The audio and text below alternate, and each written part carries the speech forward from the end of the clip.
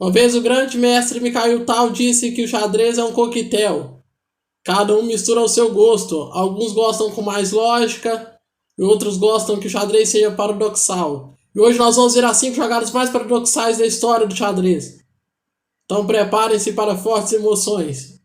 Após a vinheta.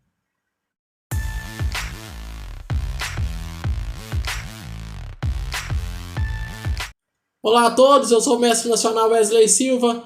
Nós vamos finalizar agora nossa playlist com as 110 jogadas mais fantásticas da história do xadrez.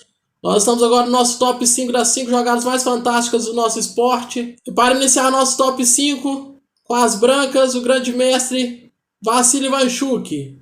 Um jogador genial que nós já vimos aqui no canal algumas vezes. E com as negras, o grande mestre Alexei Shirov. Fogo no tabuleiro.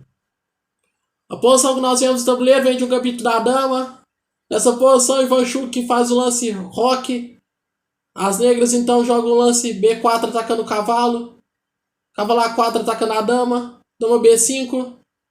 A3 com a ideia de abrir a ala da dama. Então E por D5 foi jogado.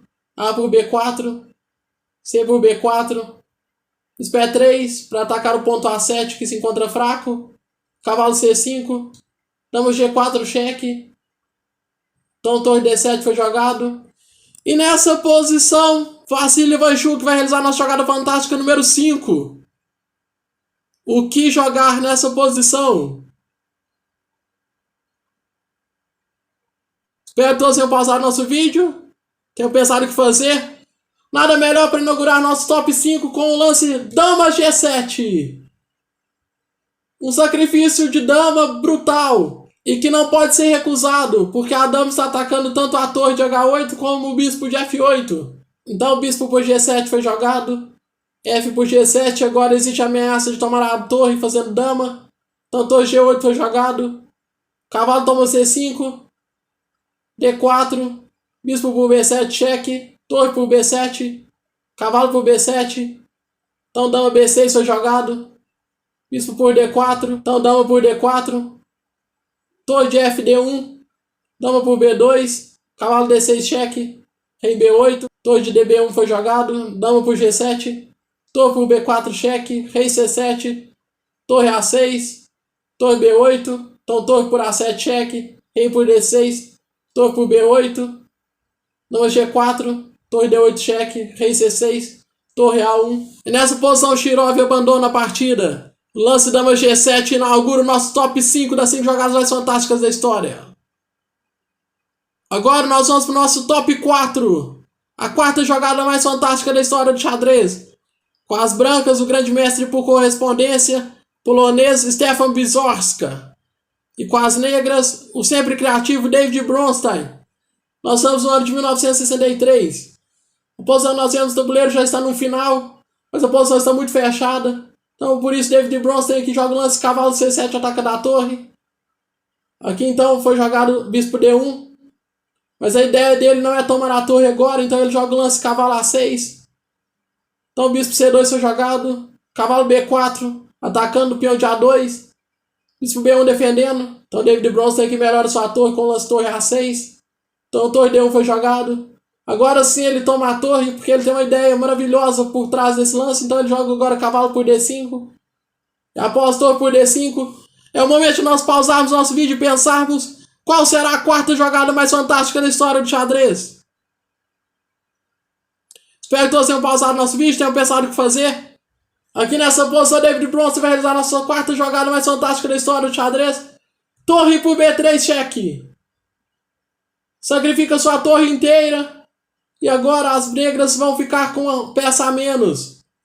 Mas nós vamos ver que essa ideia é uma ideia genial por parte de David Bronstein. Então aqui foi jogado do rei por B3. Torre B6 cheque. O rei agora tem que defender no bispo. Então o rei C2 foi jogado. Torre B2 cheque. Rei C1. E agora ele joga o lance torre E2. Agora o peão de E3 vai cair. E toda a estrutura branca vai cair em pedaços. Após torre D1, torre por E3 foi jogado. Torre G1 para defender o peão de E3. Então torre C3 cheque, rei D2, torre por C4. Nós podemos ver que agora são 3 peões pela peça. E esses peões são peões passados que vão ganhar a posição para as negras.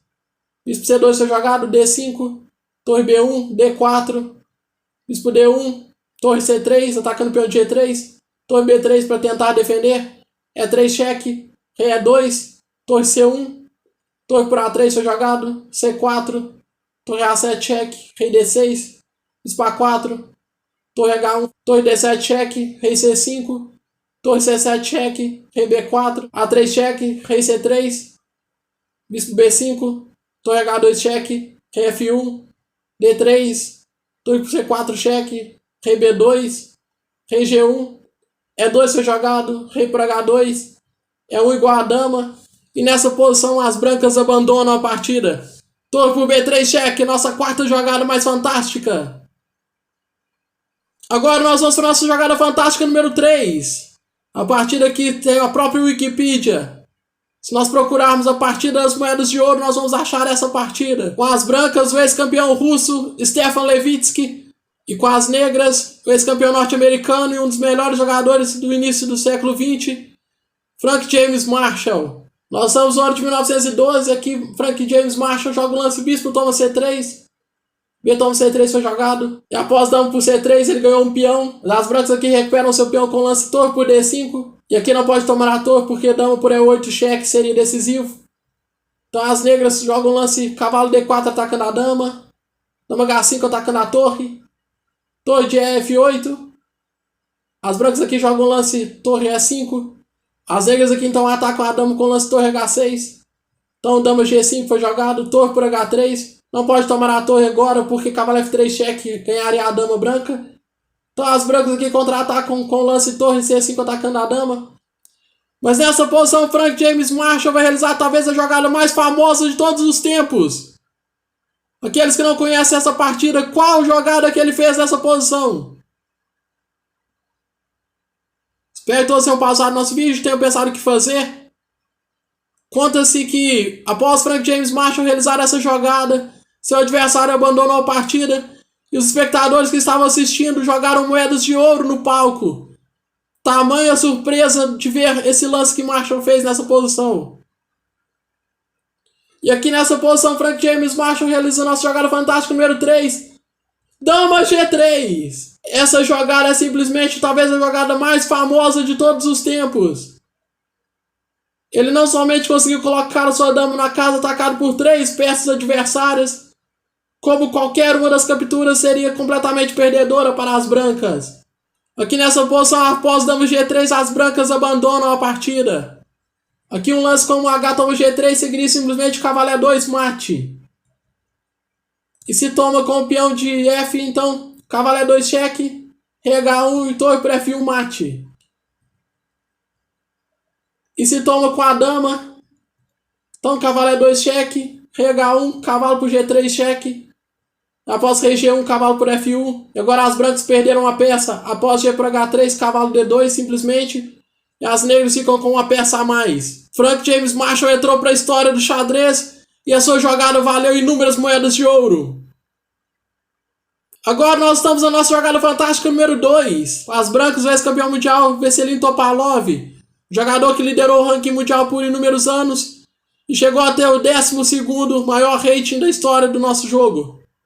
E com as negras, mais uma vez, o genial Alexei Shirov. A posição que nós vemos no tabuleiro está no final de peças. As negras têm 2 peões a mais. Então aqui Shirov joga o lance bispo F5, melhorando seu bispo. Então, as brancas jogam o lance torre E3. A ideia é explorar o ponto G7, porque esse torre por E3 seguiria dama G7 mate. Então as negras aqui se defendem com o lance F6. Então torre por E5 foi jogado. Dama por E5.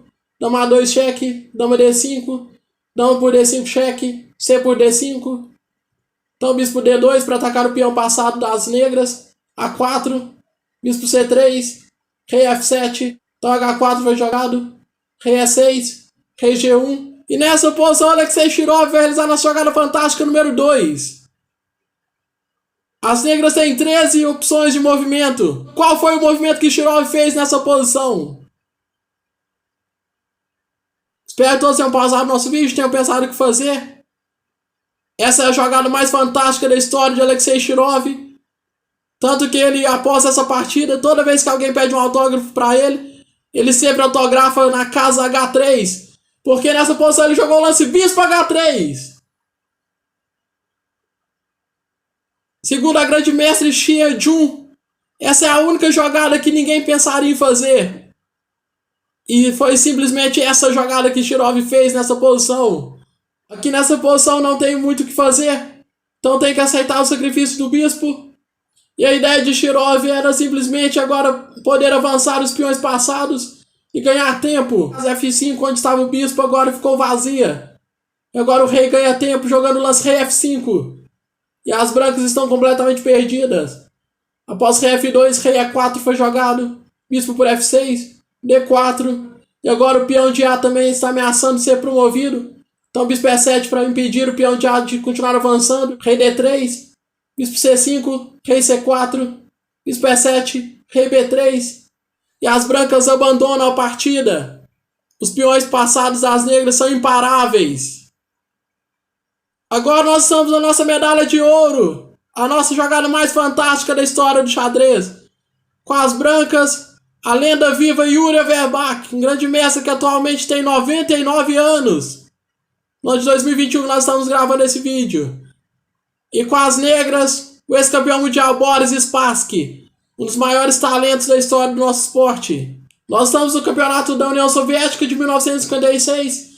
Aqui Boris Spassky joga o lance dama D8 com a ideia de tentar se defender do ataque branco, que se iniciou na ala do rei.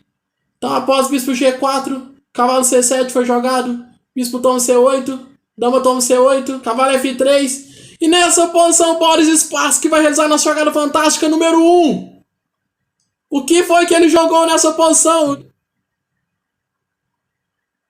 Espero que todos tenham pausado nosso vídeo e tenham pensado o que fazer. Nessa posição, Boris Spassky disse que estava se sentindo muito desconfortável. A posição estava muito difícil de ser jogada, suas peças muito restringidas. Então ele aqui com a ideia de tentar complicar a posição e porque, segundo ele não via nenhuma outra opção prática, ele faz nossa jogada fantástica número 1, cavalo C6. Um sacrifício de peça aparentemente sem nenhum objetivo. Mas segundo ele era mais fácil jogar sem essa peça do que com ela. Então ele com a ideia de tentar complicar a posição, ele jogou o lance cavalo C6. E nessa posição Yuria Verbach pensou por quase 1 hora para poder tomar o cavalo. D por C6 foi jogado, B toma C6, cavalo H4, dama E8 foi jogado, H por G6, H por G6, dama G4, torre B8 foi jogado, cavalo D1 para defender o peão de B2, cavalo E6, torre A3 foi jogado, cavalo D4, torre de H3 foi jogado, dama F7 para atacar o ponto C4, bispo C3, torre de F E8, torre de 3 H2, dama por C4, então cavalo por G6 foi jogado, torre E6, bispo por D4, torre por G6, dama F5 atacando a torre, dama E6, dama por E6, torre por E6, bispo C3, D5, F3 foi jogado, torre B3, torre H3 foi jogado, C4, rei D2, torre G6, torre G1 foi jogado, D4, bispo A5, bispo F8, torre G4, torre D6, o rei C2 foi jogado, torre D7, G6, torre B7, bispo E1, C5, e após muitas complicações, Boris Spassky ainda conseguiu empatar essa partida, graças ao seu brilhantíssimo lance cavalo C6.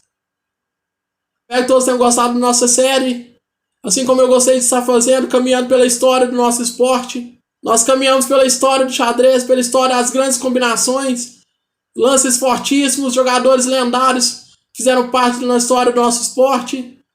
Se inscreva aqui no canal, deixe seu like, ative o sininho das notificações, para que vocês não percam nenhuma das próximas séries aqui do canal, para que vocês continuem vendo como o xadrez pode ser uma obra de arte. Até o nosso próximo vídeo.